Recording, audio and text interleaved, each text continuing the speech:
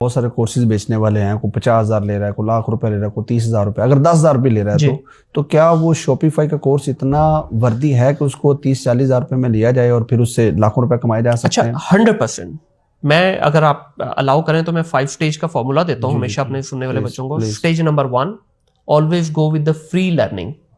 Free learning में आपको YouTube से भी मिल जाएगा, पाकिस्तान के भी बहुत सारे गवर्नमेंट के प्लेटफॉर्म है वहां से मिल जाएगा, और बहुत सारे प्लेटफॉर्म से आपको मिल जाएगा। सेकंड, जब आपने फ्री लर्न कर लिया, अभी सेकंड आपका जो स्टेज आती है, अब आप कोई कोर्स लें, वो पेड ले सकते हैं, किसी के साथ इंटर्नशिप में चले जाएं।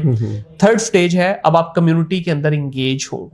ठीक है, अब जिस तरह मिसाल के तौर पे ई कॉमर्स की कम्युनिटी है, बहुत सारे पेजेस बने हुए हैं, लोकल भी और इंटरनेशनल भी, उनको ज्वाइन करें, उनमें इंगेज हो। शुरू में सिर्फ ऑब्जर्व करें, बाद में अपनी छोटी छोटी पीस ऑफ इंफॉर्मेशन शेयर करना शुरू करें, बाद में लोगों के आंसर करना शुरू करें।